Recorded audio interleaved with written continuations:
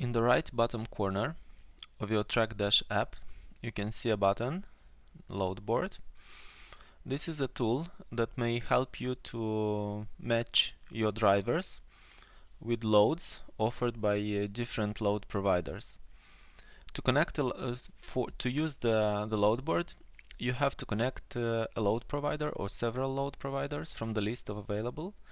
So for this, you should go to the profile of your organization, go to external APIs, and connect here the load providers. You can see the video how to connect a load provider. I won't focus on this now.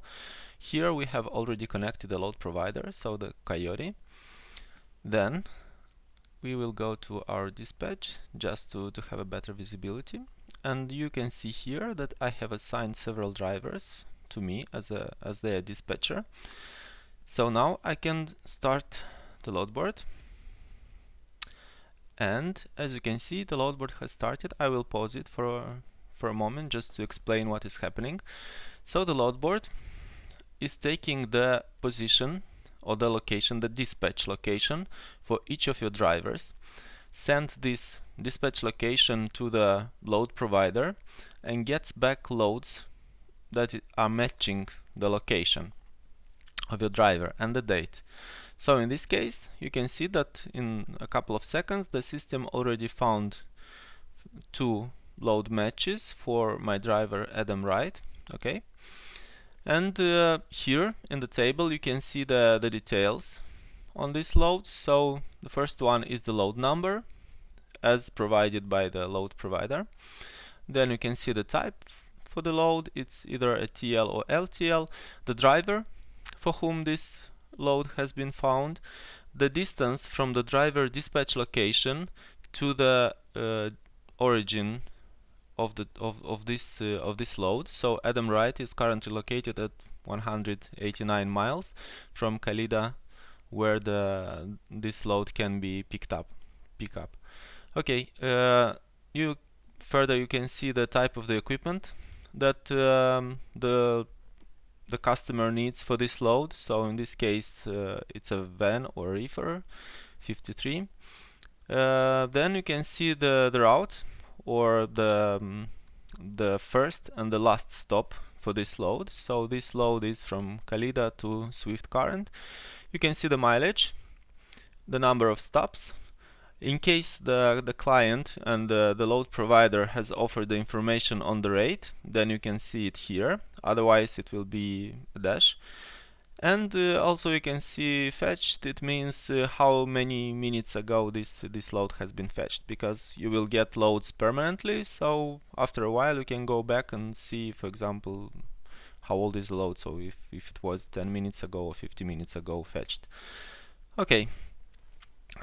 Further, you can see here your drivers for whom the system is now searching loads. The system is now on pause, so it's not searching, but when the system is running, then it will search loads for these drivers. You can, for example, if you do not want to get loads for a driver, if he is already covered, then you can go to settings, so to the LoadBoard settings here on this cog, and you can remove a driver. For example, let's remove Adam Wright. Okay, you can save. You can see that this driver is now in red. It means then after we will restart our LoadBoard, the system will not search for loads for this driver anymore, so this driver is excluded from the search. Okay. In the LoadBoard settings, you can also change the origin range. What does it mean? For example, if I will set 25 miles and save it, it means that from now on, if I restart the LoadBoard, it will search only loads that are not further than 25 miles. So this distance should be not higher than 25 miles. Okay, not higher. It means that if you can select a lower range selected by you, will mean that the loads will be located closer to your driver. Okay, or the loads found by the system will be closer to your driver. Also, you can set here a sound alert. So, for example, every time when we will get load that has a mileage of not less than 1000 miles and will have a rate amount of not less than 2.3, let's say, USD per mile. In this case, the system will alert you with a sound, so with a beep sound. So even if you put the load board in the background, so it's running here, you will still get the sound alert, and you can open it to check the loads that you got. Okay, also please notice that the loads that are matching these requirements for the sound alert, they will be shown in red, in a shade of sorry, not red but green. So for example, if here we will put 100 miles and let's say 1.5, just for you to see, then every time we will get okay, so we can see now that we got a load that is fitting the requirements. So the mileage is 214 miles, it's higher than 100, and the rate amount 2.80. So in this case, of course, the system is giving a beep sound, alerting you with a beep sound, and also when you open the in case if it's in the background, when you open it, you will see that this load is in green. What else? You can filter the results.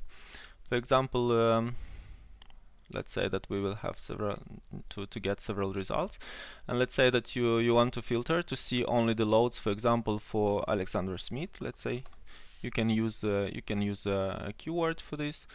If, for example, you want the loads for another driver, you can reset from here the filters.